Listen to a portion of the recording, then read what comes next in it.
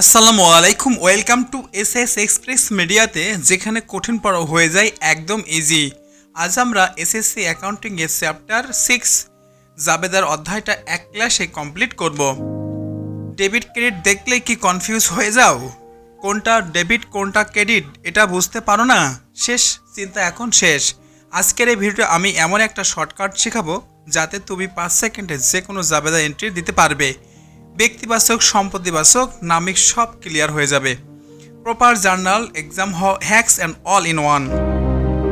So skip না করে শেষ পর্যন্ত দেখতে থাকো, কারণ এই ভিডিওতে তোমার জন্য ফুল মার্কস এবং শর্টকাট মেথড শেখাবে। ডেবিট ক্রেডিট নির্ণয়ের সূত্র: ব্যক্তিগত হিসাবে যদি হয়, যিনি গ্রহণ করবে সে ডেবিট, যিনি প্রদান করবেন সে ক্রেডিট। সম্পত্তি হিসাবে যে যা আসে তাই ডেবিট, যা চলে যায় সে ক্রেডিট। আয় এবং ব্যয় বাচক হিসেবে নামিক হিসাব। আয় ব্যয় হিসেবে হলে অথবা ক্ষতি হলে ডেবিট হবে, আয় বা লাভ হলে ক্রেডিট হবে। এখন প্রকৃত জাবেদা কাকে বলে? অন্যান্য হিসাব সংশোধন বা বিশেষ পরিস্থিতির জন্য সংশোধনী জাবেদা, ভুল সংশোধনের জন্য সমন্বয় জাবেদা, সমন্বয় কিংবা অ্যাডজাস্টমেন্টের জন্য সমাপনী জাবেদা, হিসাব বছরের শেষ বন্ধ করতে প্রারম্ভিক জাবেদা, নতুন বছরের শুরুর সময় অন্যান্য জাবেদা। বিভিন্ন অপ্রচলিত লেনদেনের জন্য জাবেদার গুরুত্ব: লেনদেন বাদ পড়া কমায় হিসাবকে শৃঙ্খলবদ্ধ করে, পরবর্তী খতিয়ান বা আর্থিক বিবরণী তৈরিতে সহায়তা করে, প্রমাণপত্র যাচাইয়ের মাধ্যমে হিসাবের বিশ্বাসযোগ্যতা বৃদ্ধি পায়। এক লাইনে মনে রাখো, লেনদেন প্রথমে জাবেদায় লিপিবদ্ধ হয়, পরে খতিয়ান, পরে আর্থিক বিবরণীতে স্থানান্তর হয়। ব্যাংক সংক্রান্ত জাবেদা নাম্বার টাইপ 3। ব্যাংকে জমা দেওয়া হলো 30,000 টাকা, ব্যাংক থেকে উত্তোলন করা হলো 2,000 টাকা। মালিক কর্তৃক ব্যক্তিগত প্রয়োজনে পণ্য উত্তোলন 10,000 টাকা। এটা হচ্ছে এন্ট্রি। এন্ট্রিগুলো আগে আমরা পড়িনি। ব্যবসার প্রয়োজনে ব্যাংক হতে উত্তোলন 8,000 টাকা, ভাড়া বাবদ চেক প্রদান করা হলো 6,000 টাকা, বিজ্ঞাপন বাবদ চেক প্রদান করা হলো 7,000 টাকা, চেকের মাধ্যমে বেতন প্রদান করা হলো 6,000 টাকা। ব্যাংকের নিকটে সুদ পাওয়া গেল 1,200 টাকা, ব্যাংক চার্জ ধার্য করা হলো 2,500 টাকা, ব্যাংক হতে 1 লক্ষ টাকা ঋণ গ্রহণ করা হলো। ব্যাংকে জমাকৃত অর্থের উপরে সুদ প্রাপ্তি 5,000 টাকা। এই ছিল আমাদের মূল অঙ্ক। বেসিক নোট জাবেদার ধারণা: আর্থিক লেনদেন সংঘটিত হওয়ার সাথে তা তারিখ ক্রমে ডেবিট ক্রেডিট সহ লিখে রাখাকে জাবেদা বলে। তাহলে বেসিক নোট জাবেদার ধারণা: কোনো আর্থিক লেনদেন সংঘটিত হওয়ার সাথে সাথে তা তারিখের ক্রম অনুসারে ডেবিট ক্রেডিট সহ লিখে রাখাকে জাবেদা বলে। একে হিসেব বিজ্ঞানের প্রাথমিক বইও বলা হয়। এটি সহায়ক বলা হয় কারণ জাবেদার তথ্য সরবরাহের বা ব্যবহারের পরে খতিয়ানে তৈরি করা হয়, বাধ্যতামূলক নয়। তবে লেনদেন বাদ পড়ার জন্য জাবেদা রাখা খুবই দরকারি। জাবেদার শ্রেণীবিভাগ 2 ভাগে বিভক্ত হয়। একটা বিশেষ জাবেদা। আমরা বিশেষ জাবেদারা স্পেশাল জার্নাল নির্দিষ্ট ধরনের লেনদেনের জন্য ব্যবহৃত হয়। জাবেদা পণ্য বিক্রয়, যেমন জাবেদা পণ্য বিক্রয়ের হিসাব ফেরত জাবেদা, ক্রয়কৃত পণ্য ফেরত জাবেদা হয়ে গেল ফেরত জাবেদা। বিক্রিত পণ্য ফেরত এলে প্রাপ্ত হিসাব এবং নগদ হিসাব, নগদ প্রদান হিসাব এবং নগদ প্রাপ্ত হিসাব। এটাই আমাদের এন্ট্রি। পরের কলামে ব্যাখ্যা: লেনদেনে সংগঠিত হওয়ার তারিখ, বছর, মাস, দিন সহ লিখতে হবে। অবশ্যই তারিখের ধারাবাহিকতা বজায় রেখে লিখতে হবে। বিবরণ সহ হিসাবের নাম কলাম প্রথমে ডেবিট পক্ষ লিখতে হবে, পরে লাইনে একটু দূরে ইনসিডেন্ট ক্রেডিট পক্ষ লিখতে হবে। তাহলে একটু দূরে ডেবিট, একটু দূরে নিচে একটু দূরে লিখতে হবে ক্রেডিট। লেনদেন সম্পর্কিত যে ব্যাখ্যা লিখতে হবে সেটা কী হবে? খতিয়ান পৃষ্ঠা, খতিয়ান মানে কি পৃষ্ঠ, মানে খতিয়ান পৃষ্ঠ, খতিয়ানের লেজার যে পাতায় লেনদেন পরবর্তী স্থানান্তর করা হবে সেই পৃষ্ঠার নম্বর লিখতে হবে। ডেবিট কলাম ডেবিটকৃত হিসাব টাকা এখানে লিখতে হবে। আউট কলামের ক্রেডিটকৃত হিসাবের টাকা এখানেই লিখতে হবে।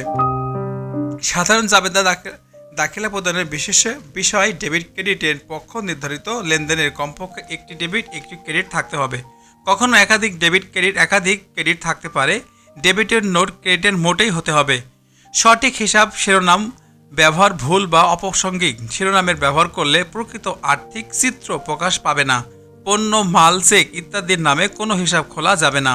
যেমন পণ্য বিক্রয়, নগদ হিসাবে ডেবিট, বিক্রয় ক্রেডিট। পণ্য ক্রয় বাবদ চেক প্রদান করা হয়েছে, জাবেদা কি হবে? ক্রয় হিসাব ডেবিট, ব্যাংক হিসাবে ক্রেডিট। পণ্য বিক্রয়, পণ্য বিক্রয় মানে নাম উল্লেখ থাকলে লেনদেনের বাকিতে ধরা হবে। বিক্রেতা বা ক্রেতার নাম বুঝতে হলে বাকি হয়ে থাকে, তবে নামের সাথে নগদ, চেক, ব্যাংক লেখা থাকলে সেটি হবে নগদ বা ব্যাংক লেনদেন, বাকিতে নয়। উদাহরণ, হাসানের নিকট হতে ক্রয় করা হয়েছে। এখন এন্ট্রি কি হবে? ক্রয় হিসেবে ডেবিট হবে আর পাওনাদার হিসাব ক্রেডিট। আর পাওনাদারটাই হচ্ছে হাসান। হাসানের নাম উল্লেখ করলেও হবে, পাওনাদার হিসাব করলেও হবে, তো ব্র্যাকেটের ভিতরে হাসানের নামটা উল্লেখ করলে বেটার হবে। খালেকের নিকটে নগদ বিক্রয়, নগদ হিসেবে ডেবিট আর বিক্রয় হিসেবে ক্রেডিট। নাম উল্লেখ না থাকলে দেনাদার বা পাওনাদার ব্যবহার করতে হবে। ক্রয়ে যেমন পাওনাদার হিসাবে ব্যবহার করতে হবে, বিক্রয়ে দেনাদার হিসাবে ব্যবহার করতে হবে। তাহলে বিক্রয়ের সাথে দেনাদারের সম্পর্ক আর পাওনাদারের সাথে ক্রয়ের সম্পর্ক। বাকিতে ক্রয়, তাহলে ক্রয় হিসেবে ডেবিট, পাওনাদার হিসেবে ক্রেডিট। বাকিতে বিক্রি করলে কি হবে? দেনাদার হিসেবে ডেবিট আর বিক্রি হিসেবে ক্রেডিট। সার সংক্ষেপে মনে রাখা উচিত, ডেবিট সমান সমান ক্রেডিট সব সময়। পণ্য, মাল, চেক নামে হিসাব হবে না। নাম থাকলে অবশ্যই বাকিতে লেনদেন, নাম না থাকলে দেনাদার, পাওনাদার, বিক্রয়। ক্রয় ফেরত বা বিক্রয় ফেরত ক্রয়, ক্রয় বিক্রয় বহিতে হয়েছে বলে গণ্য করা হবে। যেমন আন্তঃফেরত, কাস্টমার রিটার্নস গুডস, এটা হবে। তাহলে বিক্রয় ফেরত হিসেবে ডেবিট আর দেনাদার হিসেবে ক্রেডিট। ক্রয়কৃত পণ্য ফেরত দেওয়া হলো টু সাপ্লায়ার, পাওনাদার হিসেবে ডেবিট আর বিক্রয় ফেরত ক্রেডিট। সম্পদ ক্রয় বা বিক্রয়, এখানে নতুন, পুরাতন, ক্রয়, বিক্রয় এই শব্দগুলা যদি ইত্যাদি এই শব্দগুলা ব্যবহার করা হয়, যদি না হয় তাহলে সরাসরি সম্পদের নাম ব্যবহার করতে হবে। আবার বলছি, নতুন, পুরাতন, ক্রয়, বিক্রয় শব্দ যদি ব্যবহার করা না হয় তাহলে সম্পত্তির নাম ব্যবহার করতে হবে। যেমন নতুন আসবাবপত্র ক্রয় করা হয়েছে, তাহলে আসবাবপত্র ডেবিট আর নগদ ক্রেডিট। পুরাতন আসবাবপত্র বিক্রি করা হয়েছে, তাহলে কি হবে? নগদ টাকা এসে নগদ হিসেবে ডেবিট আর যন্ত্রপাতি হিসেবে ক্রেডিট। ক্লিয়ার? পণ্যের পরিমাণ হ্রাস পেলে ব্যক্তিগত ব্যবহার ও বিজ্ঞাপন, চুরি, নষ্ট ইত্যাদির কারণে পণ্যের পরিমাণ কমে যায়। এক্ষেত্রে ক্রয় বিক্রয় হিসেবে ক্রেডিট করতে হবে। ব্যক্তিগত প্রয়োজনে পণ্য উত্তোলন, এখন এই পণ্য উত্তোলন দেখো ডেবিট কি হবে আর ক্রেডিট কি হবে? উত্তোলন হিসেবে ডেবিট হবে আর ক্রয় হিসেবে ক্রেডিট হবে। কেন? দোকান থেকে পণ্য চুরি করা হয়েছে, তাহলে বিবিধ ক্ষতি হিসেবে ডেবিট আর ক্রয় হিসেবে ক্রেডিট। পণ্য যেখানে উল্লেখ করা থাকবে লেনদেনের ভিতরে, সেটা কিন্তু যদি আসে, যদি পণ্য ক্রয় হয় তাহলে ডেবিট, ক্রয় করলে টাকা চলে যায়, নগদ ক্রেডিট হয়। আর যদি চুরি হয়ে গেছে, ক্ষতি মানে যাবতীয় ক্ষয়ক্ষতি, লোকসান, এক্সপেন্স, এগুলো ডেবিট হয় আর ক্রয় হিসেবে ক্রেডিট। উত্তোলনের সময় উত্তোলনের দুইভাবে হতে পারে, একটা ব্যক্তিগত প্রয়োজনে ব্যবসা থেকে উত্তোলন। আবারও বলছি, মালিকের ব্যক্তিগত প্রয়োজনে ব্যবসা থেকে উত্তোলন করা হয়, তাহলে উত্তোলন হিসেবে ডেবিট হবে। আর ব্যাংক, আসল কথা হচ্ছে ব্যাংক থেকে উত্তোলন করা হয়েছে, ব্যবসার জন্য নগদে পরিণত হয়েছে, তাই নগদ হিসেবে ব্যবসা হতে উত্তোলন। তাহলে ডেবিট হবে কি? উত্তোলন, আর ক্রেডিট হবে নগদ ক্রেডিট হবে। ব্যাংক হতে উত্তোলন, তাহলে নগদ হিসেবে ডেবিট, টাকা ব্যাংক দিয়েছে, অবশ্যই ব্যাংক ক্রেডিট হবে। চুরি বা বিনষ্ট হলে নগদ পণ্য, সম্পদ চুরি, ক্ষয়ক্ষতি, ক্ষতিগ্রস্ত হলে বিবিধ ক্ষতির হিসাব ব্যবহার করতে হবে, কারণ ক্যাশ বক্স হইতে টাকা চুরি করা হয়েছে। সেক্ষেত্রে কি হবে? বিবিধ ক্ষতি হয়েছে আর নগদ টাকা হারিয়েছে, অর্থাৎ নগদ হিসেবে ক্রেডিট। অগ্নিকাণ্ডে পণ্য বিনষ্ট, তাহলে বিবিধ ক্ষতি বা অগ্নিজনিত ক্ষয়ক্ষতি হিসেবে ডেবিট আর কি হয়েছে? ক্রয় হিসেবে ক্রেডিট। সারসংক্ষেপে ব্যক্তিগত ব্যবহার বা বিজ্ঞাপন বা চুরি বা নষ্ট, ক্রয় হিসাব ক্রেডিট হবে। মালিক উত্তোলন, মালিক উত্তোলন হিসেবে ব্যবহার করতে হবে। ব্যাংক হতে উত্তোলন, নগদ হিসেবে ডেবিট, অর্থাৎ চুরি বা ক্ষয়ক্ষতি হয়েছে, আর বিবিধ ক্ষতি হিসেবে ডেবিট করতে হবে। ব্যাংক সুদ বা চার্জ, এই দুটো সবসময় মনে রাখবে, দুইটা কিন্তু খুবই ইম্পর্টেন্ট। ব্যাংক সুদ আর ব্যাংক চার্জ, এগুলো সরাসরি ব্যাংক হিসেবে প্রভাব ফেলবে। যেমন ব্যাংক সুদ মঞ্জুর, ব্যাংক সুদ বাড়লে আর ব্যাংক হিসাব ডেবিট হবে আর ব্যাংকের সুদ হিসেবে ক্রেডিট হবে। আর ব্যাংক চার্জ করলে ব্যাংক ব্যয় বাড়বে, সেক্ষেত্রে ব্যাংক চার্জ হিসেবে ডেবিট আর ব্যাংক হিসেবে ক্রেডিট। স্থায়ী সম্পদের অপচয়, সম্পদের মূল্য কমলে সরাসরি সম্পদ হিসেবে ডেবিট না করে পঞ্জীভূত অপচয় হিসেবে ব্যবহার করতে হবে। আসবাবপত্রের উপরে অপচয় ধার্য, অপচয় হিসেবে ডেবিট আর পঞ্জীভূত অপচয় হিসেবে বা আসবাবপত্র হিসেবে ক্রেডিট। স্মার্ট মনে রাখার মতো সাজিয়ে আমি এখানে নিচে দিলাম, আপনারা এগুলো দেখে অবশ্যই উপকৃত হবেন। আমি যেটা তখন আলোচনা করলাম সেটা আমি নিচে ধাপের পর ধাপ দিয়ে দেব, আপনারা একটু দেখে স্কিপ না করে একটু পজ করে করে দেখে দেখে লিখে নেবেন। ডেবিট ক্রেডিট নির্ণয়ের শর্টকাট কি? ব্যক্তিগত হিসাবে যে নেয় ডেবিট, যে দেয় সে ক্রেডিট। সম্পত্তি হিসাব, যা আসে ডেবিট, যা যায় ক্রেডিট। আয় হিসাবে আয় ব্যয় হিসাব, ব্যয় ক্ষতি ডেবিট আর আয় লাভ ক্রেডিট। এক লাইনে মনে রাখো, যা পাই ডেবিট, যা যায় ক্রেডিট। জাবেদার বেসিক কনসেপ্ট অবশ্যই থাকতে হবে। জাবেদা করতে হলে যে কোন লেনদেন ঘটলেই তারিখ অনুসারে, মানে কোনো লেনদেন ঘটলেই তারিখ অনুসারে ডেবিট ক্রেডিট লিখে রাখা জাবেদা, এটাকেই হিসাব বিজ্ঞানের প্রথম বই বুকস অফ অরিজিনাল এন্ট্রি বলে। ফলোটা বুঝে রাখো। জার্নালের পর লেজার, তারপরে কি ফিনান্সিয়াল স্টেটমেন্টস। জাবেদার প্রকারভেদ। এখন জাবেদা কত প্রকার? বিশেষ জাবেদা, ক্রয় জাবেদা, বিক্রয় জাবেদা, তারপরে কি ফেরত জাবেদা, নগদ প্রাপ্তি প্রদান জাবেদা। প্রকৃত জাবেদা আবার কি হয়? প্রপার জার্নাল, সংশোধনী জাবেদা, সমন্বয় জাবেদা, সমবনী জাবেদা, প্রারম্ভিক জাবেদা। অন্যান্য হিসাবের লেনদেন। জাবেদার গুরুত্ব কি? অর্থাৎ জাবেদা গুরুত্ব বলতে জাবেদা মানে কেন করি? লেনদেন বাদ পড়ার সময় কমাই, লেনদেনের যে বাদ পড়া সেটার সময় কমাই, হিসাবকে গুছিয়ে রাখে, লেজার অ্যান্ড ফাইনাল অ্যাকাউন্টসে বানানোর জন্য সহজ করে, প্রমাণসহ হিসাবের বিশ্বাসযোগ্যতা বাড়ায়। ব্যাংক সংক্রান্ত জাবেদা ইজি রুলস। ব্যাংকে টাকা জমা, bank debit, cash credit. Bank থেকে তোলা, ক্যাশ ডেবিট, ব্যাংক ক্রেডিট। চেকে খরচ, ভাড়া, বেতন, বিজ্ঞাপন, এটা কি এক্সপেন্স, মানে খুব ব্যয়, ব্যাংক ক্রেডিট। ব্যাংকে সুদ পেলাম, ব্যাংক ডেবিট, ইন্টারেস্ট, সুদ credit. Bank charge debit, bank credit. ঋণ নিলাম, সেক্ষেত্রে কি হবে? Bank debit, loan credit. জাবেদার গোল্ডেন রুলস।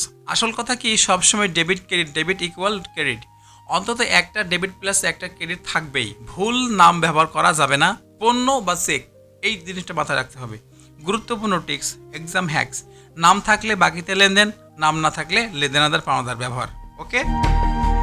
বাকিতে ক্রয়, পারচেজ ডেবিট, ক্রেডিটর, এটা ক্রেডিট। বাকিতে বিক্রয়, ডেবিটর ডেবিট, আর সেলস ক্রেডিট, ফেরত লেনদেন। ক্রয় ফেরত, creditor debit, purchase return credit. বিক্রয় ফেরত, সেলস রিটার্ন ডেবিট, ডেবিটর ক্রেডিট। সম্পদ লেনদেন, যন্ত্রপাতি ডেবিট, মানে যন্ত্রপাতি বিক্রি করা হলে ক্যাশ ডেবিট হয়, আর ফার্নিচার বিক্রি করলে ক্যাশ ডেবিট হয়, আর কি বিক্রি করেছি সেটা ক্রেডিট হবে, মেশিনারি। ওকে। পণ্য কমে গেলে ভেরি ইম্পর্টেন্ট।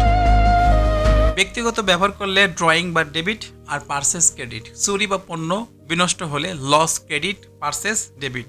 উত্তোলন, ব্যবসা থেকে মালিক নিল, drawing debit, cash credit. Bank থেকে ক্যাশে নিলে আনলো, তাহলে cash debit, bank credit.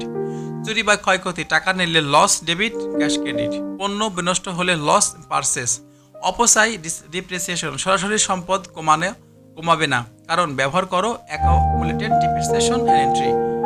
Depreciation debit, accumulated depreciation credit. Final revision line, debit equal credit সবসময়। নাম থাকলে বাকিতে, পণ্য চেক নামে থাকলে হিসাব হবে না, পণ্য চেক নামে হিসাব হবে না, অর্থাৎ journal entry and final accounts.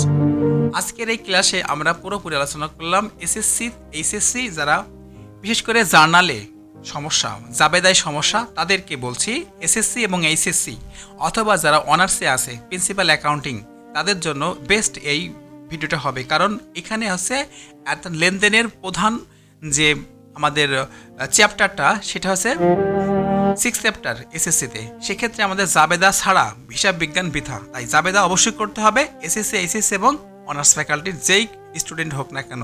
So be careful. আজকের এই ক্লাস এখানে রাখছি। নেক্সট কোনো এপিসোডে নতুন একটা নিয়মে নতুন একটা ভিডিও নিয়ে, শুধু নিয়মগুলো একটু প্র্যাকটিস করলেই হবে। ডেবিট ক্রেডিট আর কোনোদিন ভুল হবে না ইনশাল্লাহ। এসব মনে রাখা যাক। শেষ কথা, যা আসে ডেবিট, যা যায় ক্রেডিট, ব্যয় ডেবিট আর আই ক্রেডিট। এই 3টা লাইন তোমার গেম চেঞ্জ করে দেবে। So be careful and take care in your health. Goodbye, আল্লাহ হাফেজ।